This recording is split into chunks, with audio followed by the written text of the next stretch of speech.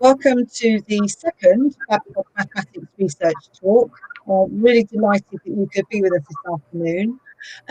Those of you that were with us for BMR will realise that we're using a different platform today. So we're just trialling different platforms for these. We'll see how this goes. Please do put comments or questions in chat. The talk today will last about 40 minutes and then we'll have about 20 minutes at the end for dealing with questions and picking up on those. So we're going to monitor that and use the questions at the end.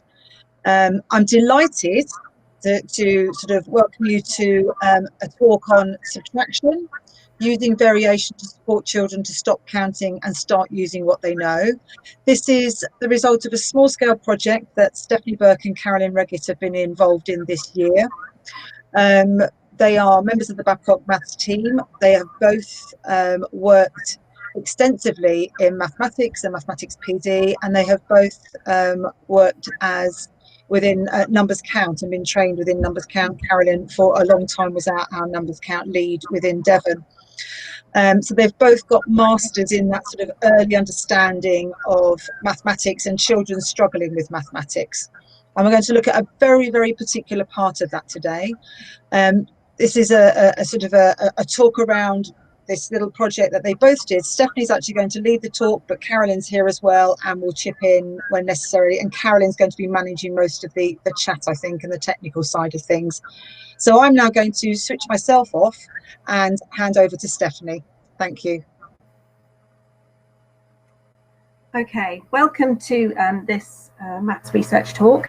So as Ruth said, Carolyn and I have worked together on this small scale study and looking at using variation to support children when subtracting. And in particular, this was our research question that we were using. So in particular, the subtraction we were looking at was a very tiny thing, as Ruth said. It was subtracting a 1-digit number from a 2-digit number or from a 3-digit number. And we were using the variation because we wanted to support the children to become efficient. We wanted to work on them, stopping them from counting or stopping them from using a written method, which we would consider inefficient, and move towards something more efficient that was based on using what they know, things that they know about place value, things they know about the number system, and the facts that they knew. So to help you make sense of this particular subtraction we were looking at, let's have a look at an example here of 53 subtract 5. I'll give you a moment to think about how you might solve that. And what we were hoping is that many people would be thinking, well, what I would do is first of all, I would subtract 3 to get to 50, and then I would subtract 2. You wouldn't think, okay, 53, I'm going to count backwards 5, 52, 51, 50, 49, 48. We were thinking that you wouldn't be doing that. Here's a 3-digit example. So I'll give you a moment to think about that. 162 subtract 5. Again, we were thinking that you wouldn't count backwards. More likely, you would subtract 2 to get to 160 and then subtract 3. But you also wouldn't just grab up for a pen and paper and start doing column subtraction for that.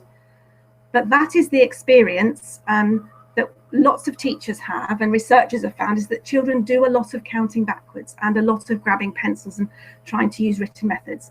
So let's just have a look at this 65 subtract 7, which I've written there. We're going to watch a video of one of the year 2 children, and we're going to listen to her counting backwards, just to show you that, this is what the sort of thing that the children were doing. I know that a lot of you've got that experience, but it's quite nice to see that counting now.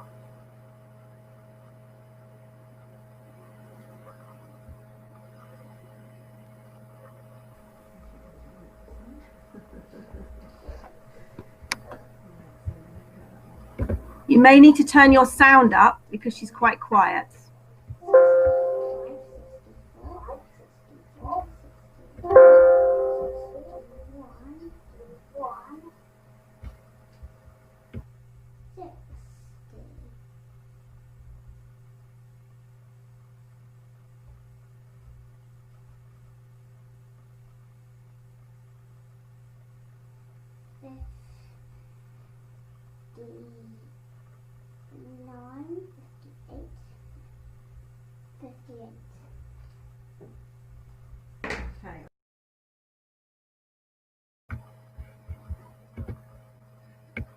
You may want to turn your sound down now, because otherwise I'll blast your eardrums. So I should have mentioned earlier that the sound is very quiet on these clips. So you might want to turn the sound up when the video comes on, and then turn your sound down again when it's ended. But do say in chat if you want us to play it again, because we can do that if you didn't get time to turn the sound up. So as you can see, I really like that bit, because she really paused for a really long time, didn't she? At 60, she really had to think about what came before 60, and that will come up as a thing later on in this talk. So lots of children we know count backwards for subtraction, and that was one example there. We also talked to some year 4 children and used them as part of the study, and if we look at 865 subtract 7, one of the children we talked to gave this answer: I took away the 7 away from the 8. And that particular child was quite amazing. I think what had happened is she'd become quite obsessed with column subtraction, and so she looked at that 7 and thought, I can't take it from the 5, I can't take it from the 6, so I'll take it from the 8, and she gave the answer 165. So that's one of the children that we were working with, and I don't think she's alone in doing things like that. And then I've got another example of what is an inefficient and incorrect way of working this out. Is 153 subtract 6. You can see on the right there is a little snip of what this child wrote. She wrote 153 subtract 6 as a column subtraction, and then, as many children do, she then went on to take the 3 from the 6 as opposed to the 6 from the 153. So when we say efficient, what we're talking about is not counting. That's what we were really working on, moving on from counting, but also moving on from using written methods that are inappropriate and looking at the numbers as individual digits. So where does subtraction from a 2-digit number and from a 3-digit come in our national curriculum? Well, in year 2, children are expected to add and subtract numbers using concrete objects, pictorial representations, and mentally, including 2-digit numbers and ones. So it's very explicit in the national curriculum that children need to think about subtracting a 1-digit number from a 2-digit number. It also goes on to then say a tens number from a 2-digit number and a pairs of 2-digit numbers, but it does very specifically outline the fact that they should be able to work on that with a 1-digit number from a 2-digit number. And then in year 4, it expects that you've already understood the stuff from years 1 and 2, and actually you're working now on written methods. But you're using written methods where appropriate. And I think you'll agree that that previous example of 153 subtract 6 using a written method is not an appropriate use of columnar subtraction. So subtraction of a 1-digit number from a 2-digit number is the sort of thing that you're learning in year 2, but you're expected to already know it and be happy with it by the time you're in year 4. And in fact, the end of Key Stage 1 standards expects children to do even more than a 2-digit number subtract ones. So in the last couple of years, we've had new end of key stage expectations where children are expected to subtract a pair of any 2-digit numbers using an efficient strategy. So there was a lot of email correspondence between the Standards and Testing Agency and myself about what efficient meant, because I really wanted to support the year 2 teachers in Devon and Cornwall to understand what efficient meant when you're looking at pairs of 2-digit numbers, because the exemplification didn't show that. Eventually, I had a conversation with the maths expert for the Standards and Testing Agency, and we had a big conversation about what that meant, and we agreed that basically it means not counting in ones. Anything except counting in ones would be considered efficient. So this idea of efficiency and not counting in ones is a big thing, even for the end of key stage assessments. So alongside the end of key stage assessments, there was some exemplification, and there were, in fact, 4 examples of 2-digit subtractions, but none of them ever showed you which method apart that you could choose to use as a child, apart from this one. So this one is on one of the pages, and as you can see, if we look at the bottom right example, 85 subtract 37, the strategy suggested by this child as one to use would be you keep 85 whole, you partition the 37, you subtract the 30 to get 55, and then you subtract the 7 from the 55. Now, when you share this exemplification, when we shared this exemplification with Year 2 teachers, when we were running training in Devon and Cornwall around end of key stage assessment, they all said the same thing. That 85 subtract 30, they said that's easier than the 55 subtract 7. They all felt that the 55 subtract 7 was harder than the 85 subtract 30, because they thought it was about, they would have difficulty counting backwards, and particularly have difficulty counting back over the boundary, which is what you saw at the very beginning when you saw that child having difficulty counting back over from 60 to 61, then to 59. And we've also, so Carolyn and I noticed that Year 2 teachers were saying children are finding subtracting ones difficult. Alongside that, other members of the team, Helen, Ruth and I, we were doing some number line research, and as part of that we had some entry and exit assessments that involved doing subtraction calculations over boundaries.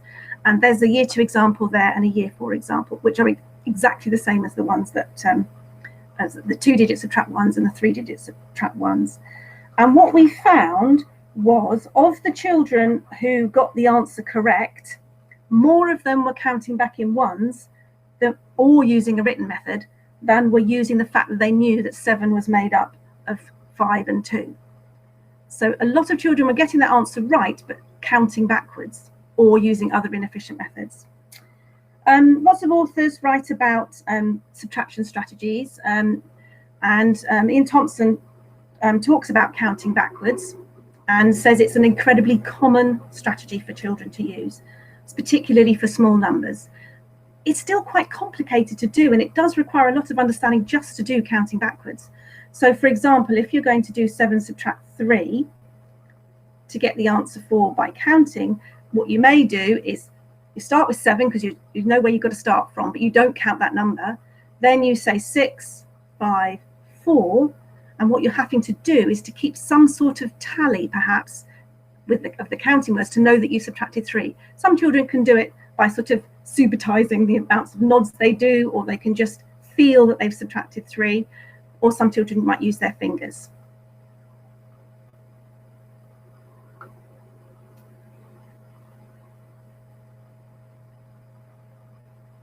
However, if you are counting backwards and you're not doing things like 7 subtract 3, you're actually doing something like 16 subtract 13, crikey, that's difficult.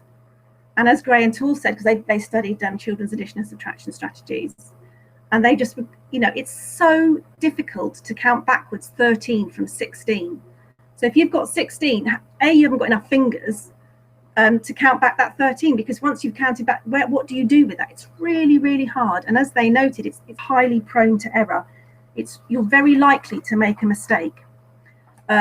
So what they found, and if you look at the quote at the bottom, if you ignore the 42 subtract 5 for the minute, I don't know why that's there, but if we have a look at the quote there from Gray and Toole, what they found was that the lower achieving children were looking at 16 subtract 13 and counting backwards and making errors, but the higher attaining children, the successful children, were using what they knew to work that out. They were looking at 16 and 13 and thinking, well, I know 6 subtract 3 is 3. I'm going to ignore the 10s. That's all fine. That all works out. They're using what they knew. And as Joe Bowler says, sometimes children who are counting and using inefficient strategies are doing harder maths than the children who are using what they know.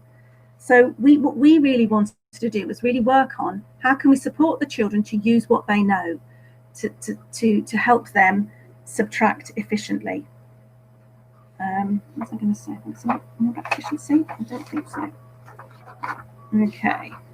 So this subtraction strategy where you take a bit and then you take a bit more as you go across the boundary.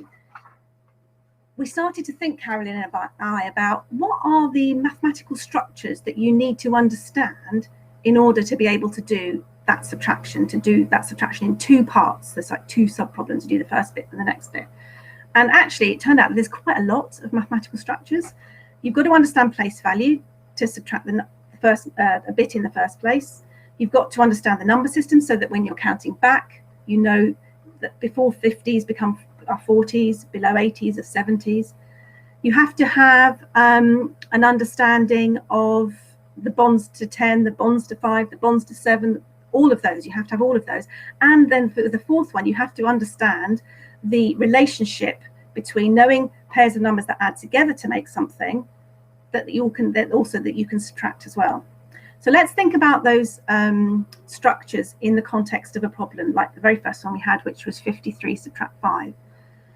So if you subtract 3 and subtract 2, you are using all these mathematical structures. So the first bit where you do 53 subtract 3 to get 50, you're using your understanding of place value. That's the structure number 1.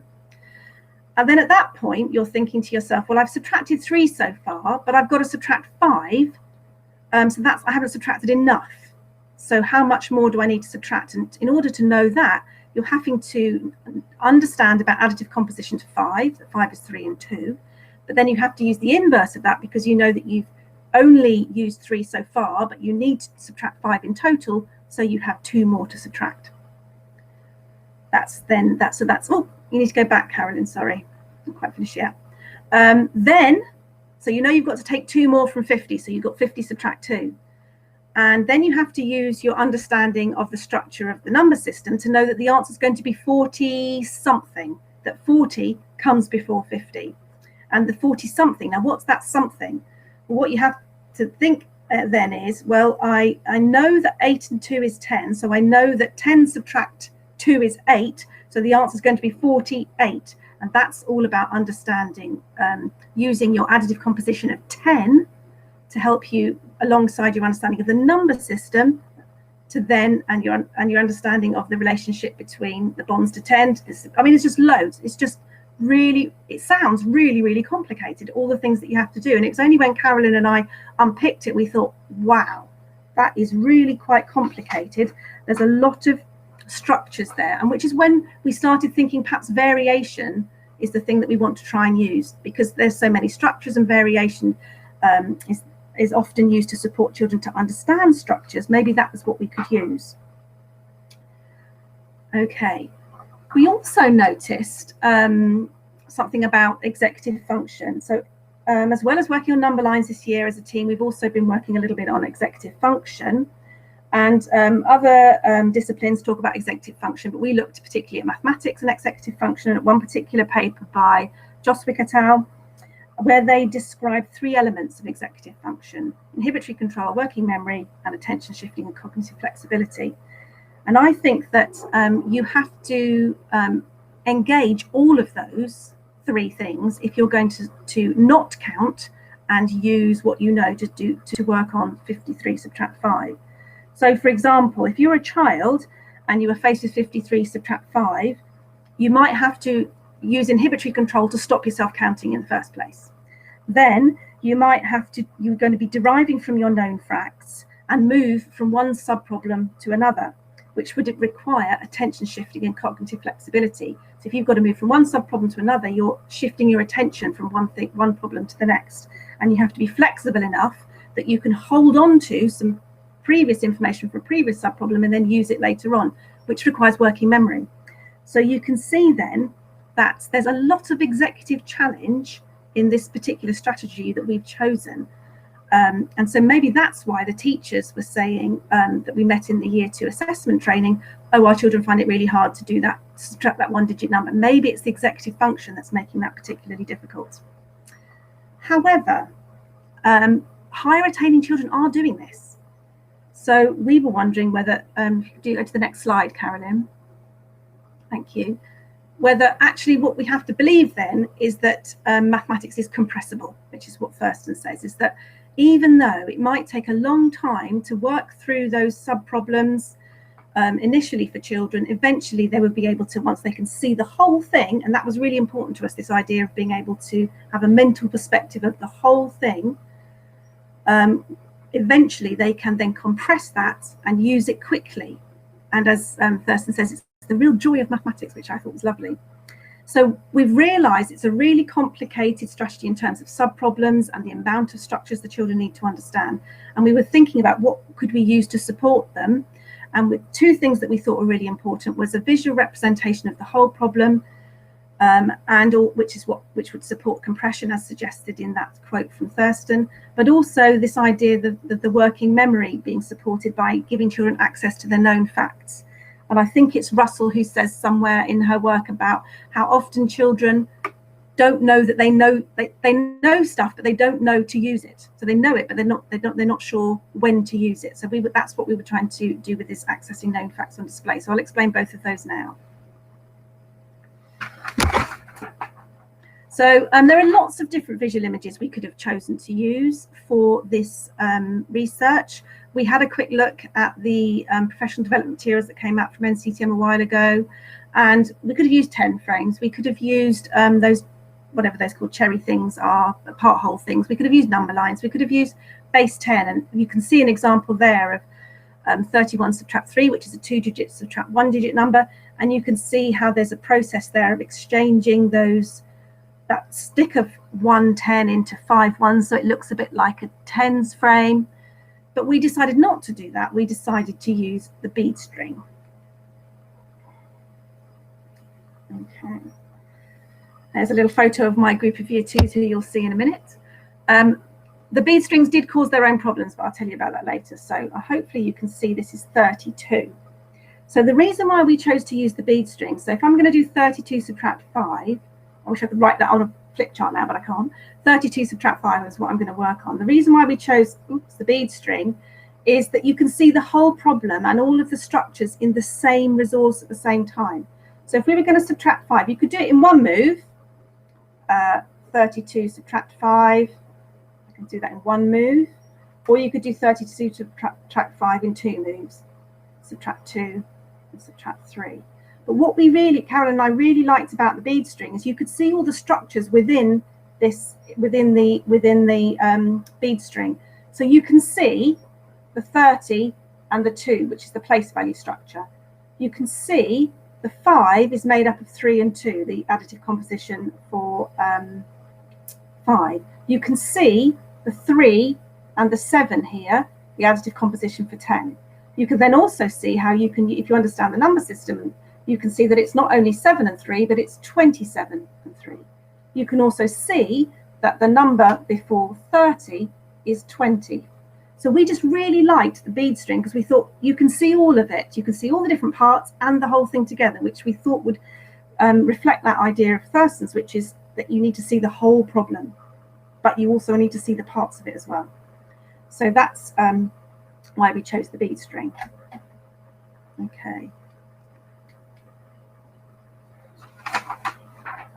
So the second part that we thought would support the children with the idea of compressing, so it's got this executive challenge, and we want them to compress it, is this idea that they do know stuff, but they don't know that they know it to use it. So what we did is we made sure that the facts that we thought that they were going to be using were there on display for the children to see.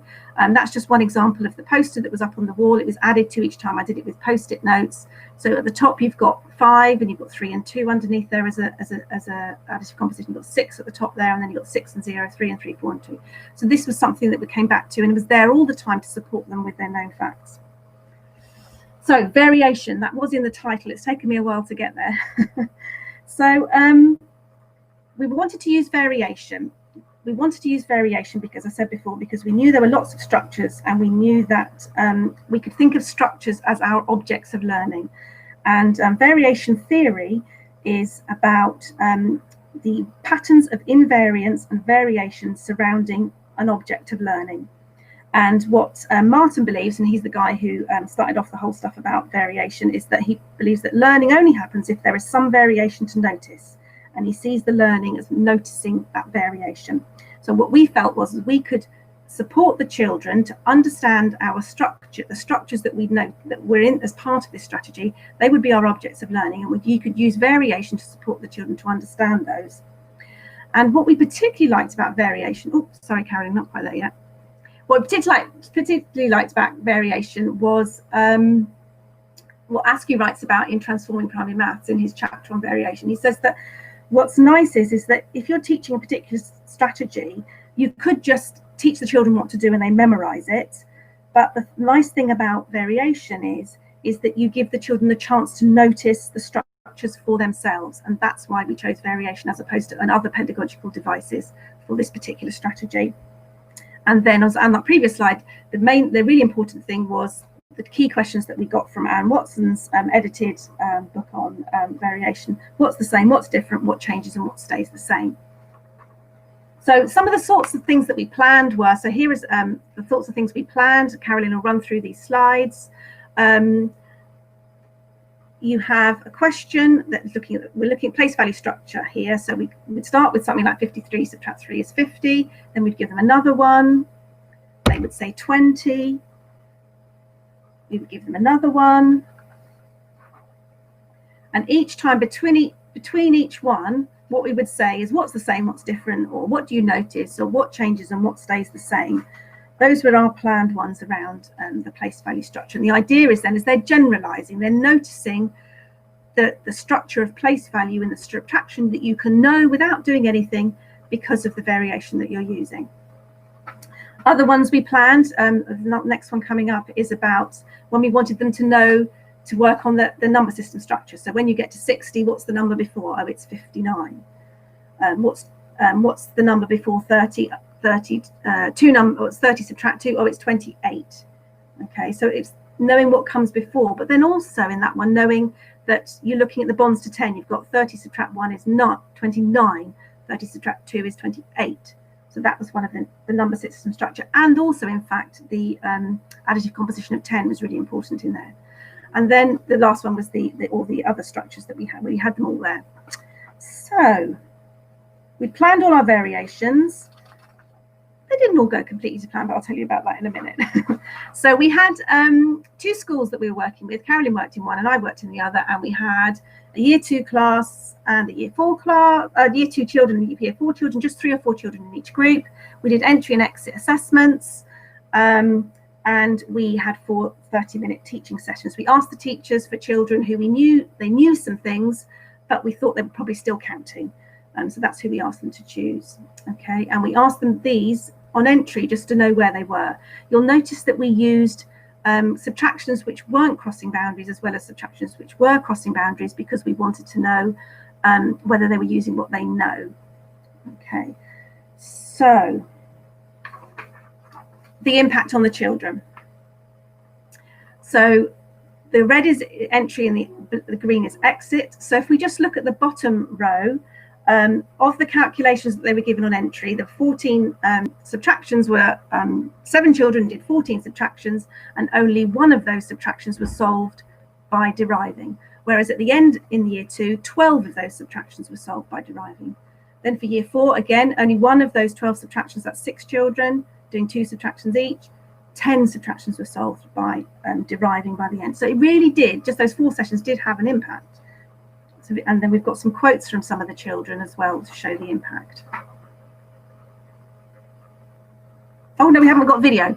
Sorry, completely. So we're just going to watch a little boy in year 2 who's going before, and we're going to watch him after. What's really interesting about his before is he finds it very difficult to explain that he's the counting that he did. You might want to turn your sound up. I just took 7 away. Well, how did you take the 7 away?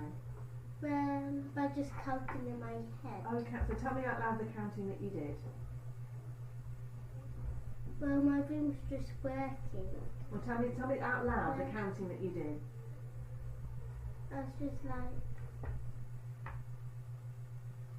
I was just figuring these out. Yeah, so tell me the figuring out that you were doing. What was it happening in your head?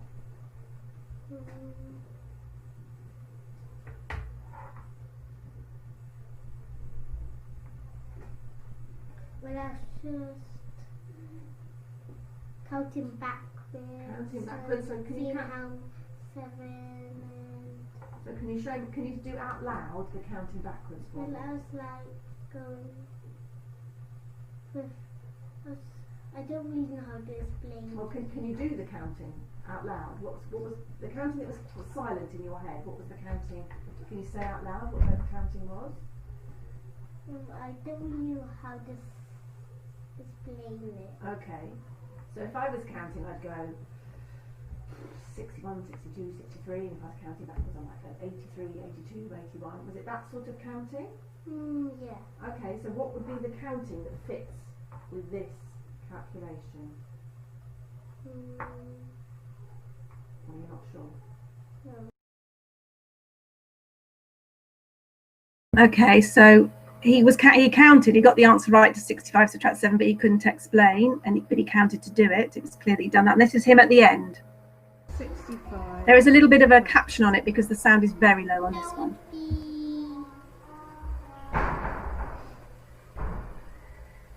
would be 50. Yeah. Where do you know? Well, I'm not sure how to explain it, but that's what I get. Yeah, you are sure how to explain it. You can do it. So I subtracted 5, so I had 2 left, and I just subtracted 2. Then it will equal 8. Oh. It equals 8. No, 58. Okay. Brilliant. Okay. Okay, so I hope you can see there, he started off counting and not being able to explain, but after 4 sessions, he was able to subtract using that particular strategy and also explain, which we thought was, woohoo, great. Let's have a little reflect on what we used and how that worked. So children were able to use the strategy, but they were also able to describe it. So I think actually it was that year 2 child who said this, you need to take away the 1s attached to the 10s because it's easy. They're realizing that. And then this year 4 child is realizing that you don't have to count, you can take away 2 chunks. So that was great. So when we reflected on the variation and what we used, one of the things we found about the variation was it worked. When it worked, we weren't exactly sure why it was working. This one worked particularly well. This was the year 2 version, the year 4 version. They noticed straight away the place value thing going on there, easy peasy. But then in the next one, we planned this. We want you to use your understanding of the number system, that the answer is 20 something, and we want to use your understanding of the bonds to 10 to know that what the answer is, that it's going to be 27 because 3 and 7 is 10, so 27 and 3, all those sorts of things. But it was really hard for the children to notice that, because what they were doing, which is what Anne Watson describes, is they were going with the grain. So they were noticing other patterns. They were noticing the 1, 2, 3, they were noticing the 9, 8, 7 and the 2, 2, 2. They weren't noticing the things we wanted them to notice because we'd happened to choose to put them in order. And then if you go to the next slide, Carolyn, we can see how it worked. What we found was it worked much better if we didn't do it in order. So here you've got a year 4 version here. It worked much better if we jumped about and didn't do it in order, so they weren't noticing the wrong pattern, if you like. And also we had to this is Carolyn's group, they drew around the bonds there to really emphasize that you're going across, that you're noticing that the 630 becomes 620 something, that's your number system, and you're noticing the something is to do with your bonds to 10. So we had to we picked things that didn't work very well and to start with, and we had to work on it to improve it. One of the things that we noticed about the variations, we could have changed what we've done. We could, like the first 4 there, 43 subtract 3, 42 subtract 5, 73 subtract 5, 23 subtract 5. We could have chosen to not do things in ones. We foolishly had done 43 subtract 5, 53 subtract 5, 63 subtract 5, 73 subtract 5. So they were noticing the 10s, they weren't noticing the thing we wanted them to notice. So we could have played around with it a bit more and actually just jumped about. That would have helped. And another thing we could have done, which is something we read about afterwards, which of course you always do with research, you do the reading you needed after you've done the whole research, was this idea of anchor questions. This comes from Mike Askew's chapter on a variation in his book Transforming Primary Maths, where he suggests that you have an anchor question, for example, 43 subtract 3, and then you have your related question 43 subtract 5. What's the same, what's different, what's changing, what's staying the same? Then you might have another anchor question 52 subtract 2. Then you have your related question 52 subtract 5. What's the same, what's changed, what stays the same? Then you can go straight into questions without an anchor. So that was something that on reflection we could have chosen to do. We didn't, and we think next time we probably would. Another thing that we used that was really successful was this idea of shaking the children to make sure they really understood. As a team, we met, Akihiko Takahashi came over from the States, and he was talking about in Japan, they really try and shake children to make sure they understand. So we were shaking them. We were saying, so you've seen this variation, you've seen this structure, and this is an example here, those top 5 calculation, we were looking at using what you know about 6 subtract 5 and 7 subtract 5 to help you do a subtraction without counting. And then we expected the children to make up their own example, because if you made up your own example, that showed that possibly you really understood. And we've got a clip of some year 2 children now making up their own example. So you're probably going to have to turn the sound up again. And it's important to notice the children as they make up their examples and how that changes, and also how they connect to the facts on display. And you've got to think they're behind me, so they're looking up to look at the facts behind me. And you subtract 5 from it, and it's really easy. You don't need to count. But not one of these ones where you just take away a 5. 55. Yeah, not a really easy one, not 55, because that's a little bit too easy like that one. 1,000 That's not a 2-digit number. Oh crap, 89. 89. Take away 5. Why is that easy? because it's just the same. It's just the same because you've just got Then what's the 9. answer? I didn't actually think of the answer. I just made a double. Yes. So that really isn't one. No, so when No, we say that. 83. Right, 83. Hold on to that one. Another one. 99. Yeah. Take away 5. 5 equals 94. Why is it 94? Why is that easy? Oh, 5 plus 4 equals 9. Because 5 and 4 is 9. Did you know 5 and 4 was 9? Should we write that one Yeah, up? I It's another thing you know. I forgot. You forgot that you knew it. That's not even on the board. That's why I Not found even on the 85. board, is it? Yeah. Let's put 5 But and it's 4 as easy. 9. Okay, that's really helpful. Thank you, Aaron, that you're using one that we hadn't even thought of that we knew, 5 and 4. So that's Aaron's example of something, a nice easy one. So you don't need to count. So anyone got one? And then you've got one now? 46. 46 Take away 5 is equals 1. Wait, no, not 1. 41. 41. Why is that easy, Ellery? Because you would know that 6 take away 5 equals 1. And it's basically the same as over there. Yeah, because 5 and 1 is 6. Absolutely. Well, I just spotted, forgot Hector. about the 10. Oh, right, Hector, what's your example going to be? How about for 19? Take away 5 equals 14. 14. Why is that easy? Well, it's basically like the same as that one. Why is it the same as that one?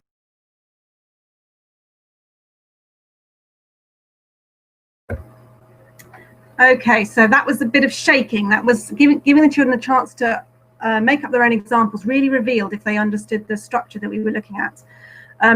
The red one on the side here is some year 4s working on that. Notice how they're moving, they're doing quite difficult boundaries there. You know, they're doing 703 subtract 5, really hard. And then they're going to the thousands because they're choosing it for themselves.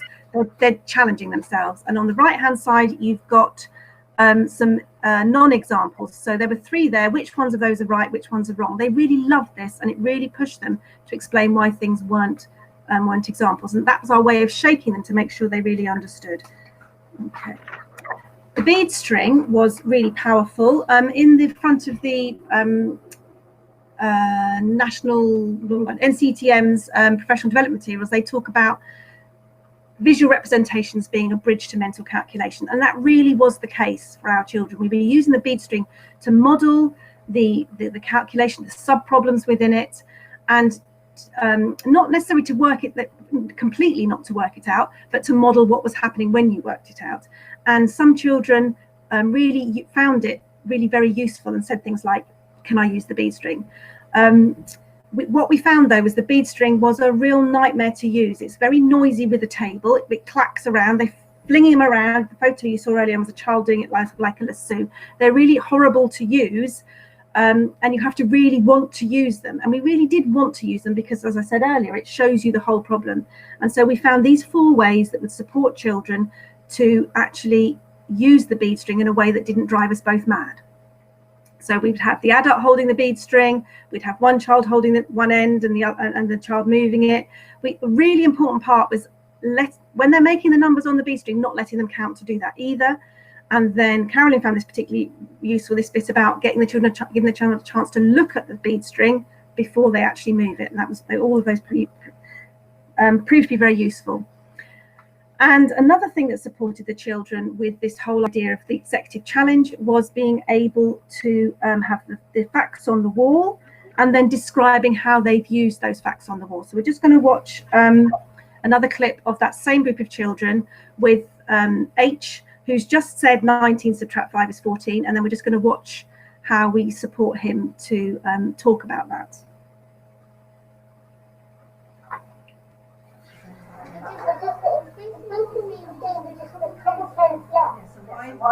What do you know that helps you say about what additional facts you know that helps you? I see you looking over here. Yeah, right there. Yes, if you say it. So how about you say, I know 4 and 5 and 4 is 9, so I know, I know 5 and 4 is 9, so I know 19 subtract 5 is 14. Love it. Let's say it together. I know. Ready?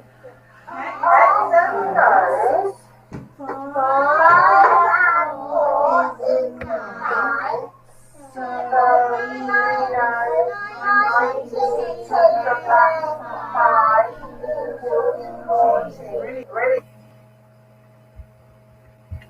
Okay. So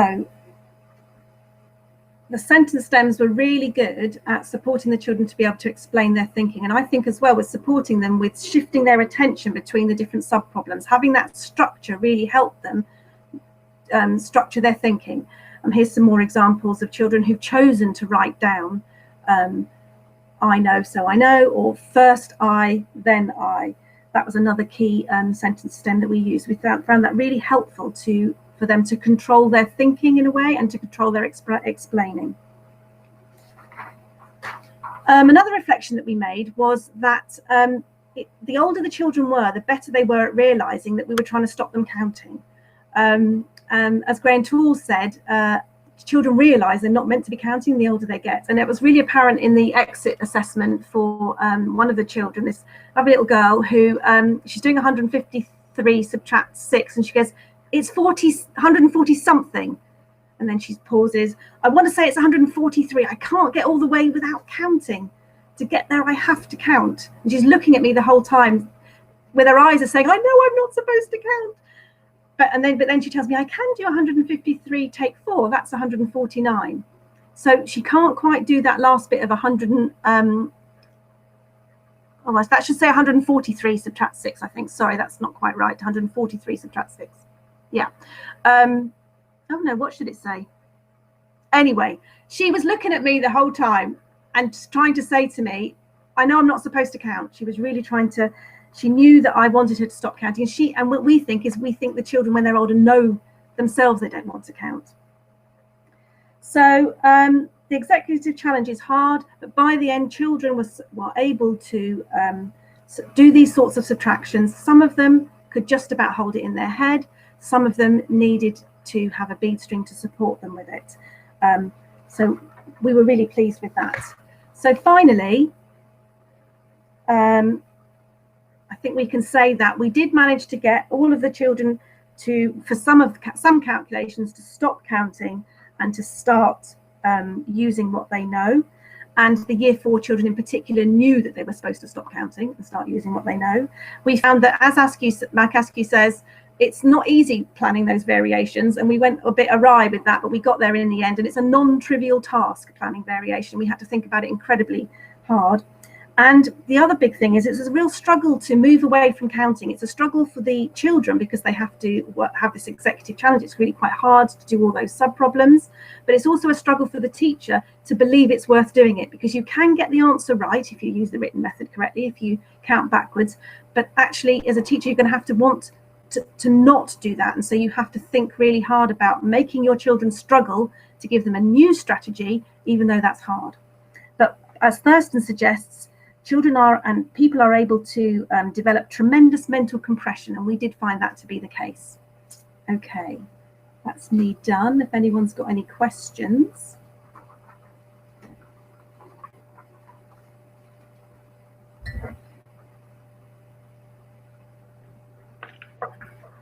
Carolyn can click on something, and I think your chat will turn into a question box. Question thing. Waiting to see if you've got any questions. Yeah. Okay. Thank you, Stephanie. There has been lots in the chat whilst you've been talking, so you will have been. No, I haven't at all. No. Just trying to see if there's anything.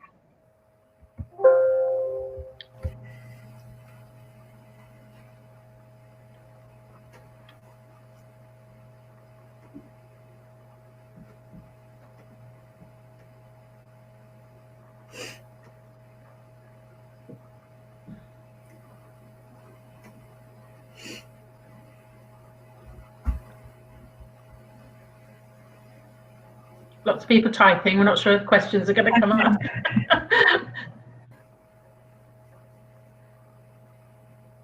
I can read the chat afterwards, can't I? See what you've all been talking about. Yes, yeah. I've been sat quietly on my own. Oh, here's. Pete's asked a question there. Okay, it's going to be published. Let's have a look. And then there's one from Deepmar as well. Yeah.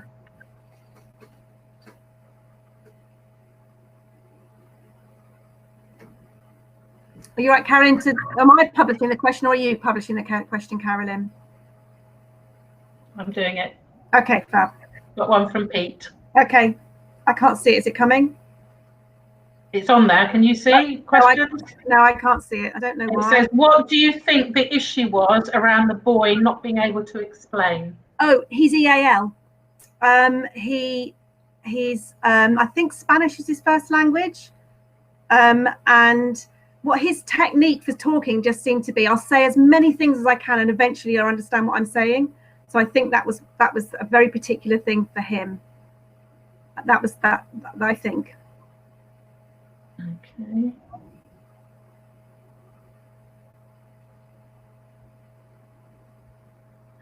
Where do you One from Deepmar. Where can you see that now? Coming now, yeah. Really good question, because we had to think about that, didn't we, Carolyn? And actually, we didn't use it. The variation was there to get them to notice the structure, and then when they noticed the structure and we wanted them to explain what was going on, then we got the strings out then, and they were there then for them to prove to each other and to prove that it worked again and again.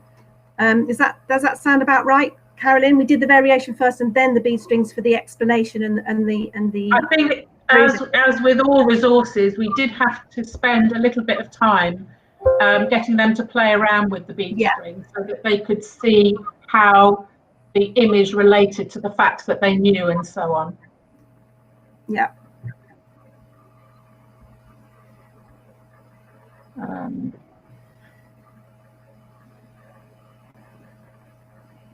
This one from Viv. Different fishermen. I've been told about in the past that I think it's most efficient done in a quantity because it's criminal.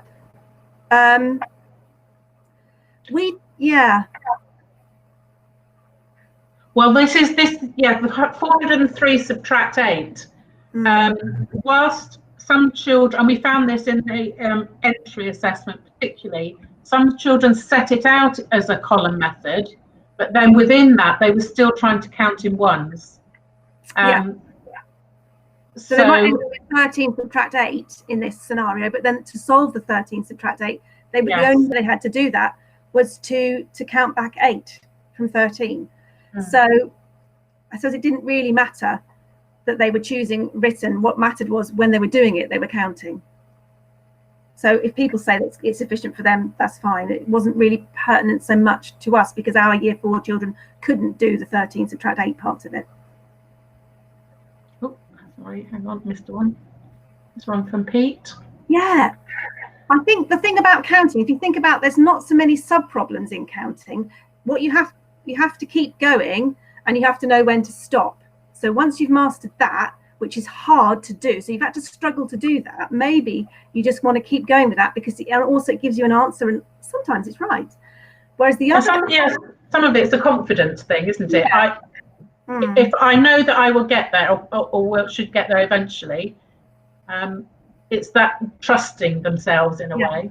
And also I think it's depending where the focus is. Our focus was completely on how do you get the answer, not what the answer is. So if you're in a class where getting the answer is important, counting's fine, and you can go for years without anyone telling you that it's not it's not a problem. But if you've got a teacher in your class who's going, and you're not allowed to count, oh no, I've caught you counting, don't do that. It's a different sort of culture. So it's so ingrained, as Carolyn said, if you're really ingrained in counting, it's very hard to stop you doing that. So you have to stop them really early, stop them counting, particularly for subtraction.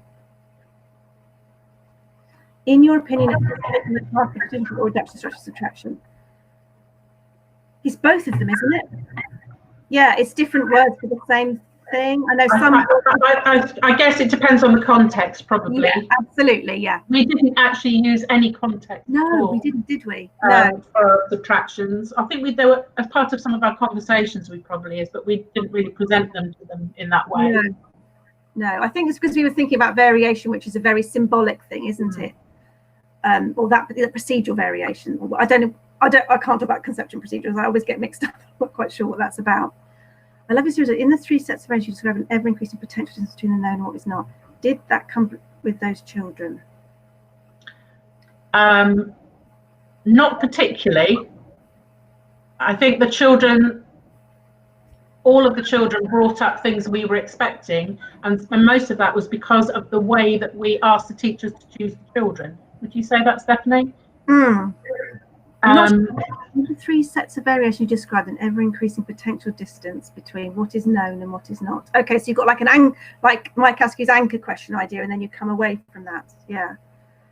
I think because of our experience, it wasn't necessarily those children. It was just our experience with the variation or the order of the question of the subtractions. Yeah. Does that make sense? Okay. I'm not sure I completely understand the question. I don't know if you want to unmute yourself, Andy. Or no, unmute yourself, Andy, because I'm not sure we're answering your question. Yeah. No, I don't think he'll unmute himself. I think somebody has to unmute him. So sorry. Okay, I'll do that. Unmute him, I think, don't you? Yeah. Hang on. Okay, you should be able to speak now, Andy.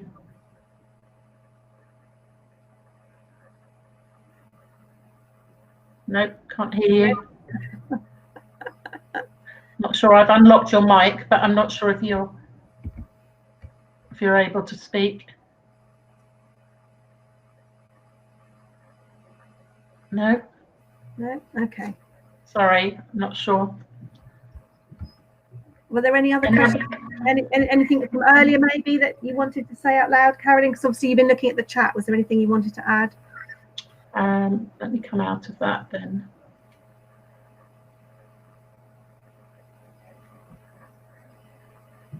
I don't think there's anything else. I think some people were making comments or asking questions as we were going through. Okay. Because of the presentation and the questions at the end. I feel we probably answered most questions. Okay. Fantastic. Yeah, there was a question early on about how it fitted with the new guidance. Oh yeah. Well, so I hate much time to look at it, haven't I? No, but Stephanie, I hastily looked and I have quoted that it fits, and pages 66 and 67 are a good place to look to see how it fits. Like I've got it. Yes, page 66. 66 and 67, yeah.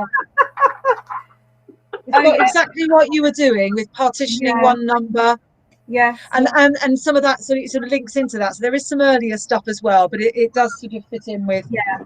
And it's obviously a very tiny bit you are looking at. Yeah, and there's a lot of it in the professional development materials. There's quite a lot on this particular strategy of going back to the multiple of 10 and then taking some more and using your. There's a lot in the professional development materials about it, which is where I got those pictures of all the different. Because in the professional development materials, they use multiple representations, and we decided to use one, mostly because we only had 4 sessions, but also because of this whole idea of using. We love the bead string because it did all of it. It showed the whole problem. And that's what we thought would aid with compression, is seeing it all in one thing.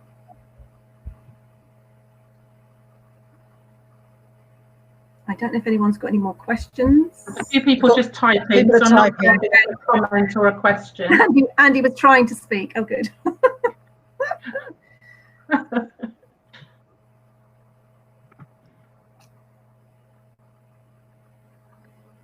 I'm glad you agree about the bead string, Nathan. Yeah. And Carolyn and I knew that lots of teachers don't like it because it is a bit of a pain. They're always making it into necklaces and lassos, and we had to. I wrote in my journal, the bead strings are driving me mad, but I'm going to keep going. We did have several discussions about shall we carry on? Shall we carry on? Shall we try something else? Didn't we? Yeah, we went, no, we have to do it. Forced ourselves, didn't we? We did.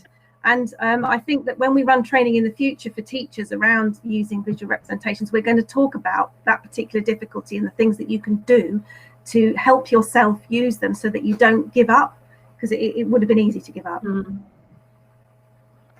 And one of the things to say is that we are writing a long report about the research. So if you're interested, we can make sure that's available. I've got a question from Payal. What do you think is more difficult for children to learn, crossing tens or number facts? God, they're both. They're both. What it was it was the juggling of those that was difficult. It was the fact they had to juggle both their number facts and their place value and number system things. That's why we were saying that there are 4 structures that you have to attend to. Do I think one was more difficult than the other? I think counting, children do a lot of counting when they're young, and so maybe the crossing the tens is maybe easy. I don't know. I don't know if Carolyn, you've got an opinion on that. I think those are 2 very different things. Yeah. Because I think children can learn number facts in isolation, but they don't necessarily know or understand how or when to use them or why they're useful. And what some children just get the crossing the tens because they can see the patterns and some don't. And what we found was that several children knew the facts but didn't know how to, well, all the children knew the facts but didn't know how to use them. So it wasn't so much learning those number facts, was knowing when to use them. That was the big thing. Yeah. Do you see this approach, Celia? Do you want to put that one up, Carolyn? Sorry, I'm just looking through. Oh, yeah. Hang on then. I don't know if I can even answer it. I don't know what I said. What does it say? Do you see this approach supporting an awareness of generality? Yes, generality, yes. So we had this sort of, and when you see the report, it says it at the end, we have this sequence of variation, generalizing, and then shaking. So the variation was the first thing you did. What do you notice? What's the same? What's different? Going across the grain as opposed to with the grain. That's the first thing. Then, and in order to get that, you then, once you've got that, you're generalizing. So that was our second thing. And then the third thing was shaking. And that was, I think where the children were making up their own examples. Yeah. They were using their generalizations to be able to do that. Yeah. Yeah. And then we were testing the generalizer. They were testing it themselves. Yeah. Okay. I think that's probably it. Don't Helen, Reese, do you want to say something to finish? Yeah, thank you everybody yet again. So this is our second Babcock Mathematics Research Talk. As we said, we were recording it, and like we did with BMR 1, it will appear on our YouTube channel. I think I'm able to now drop into chat, in case you didn't come to the last one, a link to BMR 1. So there's the link. I've just popped that into chat if anybody hasn't managed to see that and is interested. That one focused on particularly on cardinality. And we haven't got our there's something called a summer holiday coming up, hopefully for lots of us, but we will post details of BMR3, which will happen early in the autumn term. And as we sort of said with the first one, really, we really want to give people access to, you see how small scale that the research projects are that we're showcasing here in a way, and giving people the chance to access something that otherwise we think probably you wouldn't hear about, but hopefully they're of interest and value, and judging by the comments people have found today is very useful. And if you know of some research that you think would be good for one of our talks, or you yourself have been involved in some, then please do contact me, and hopefully we'll get a lovely programme happening for next year. So thank you very much everybody for attending, and have a good summer, and we hope to see you all next year. Thank you all very much.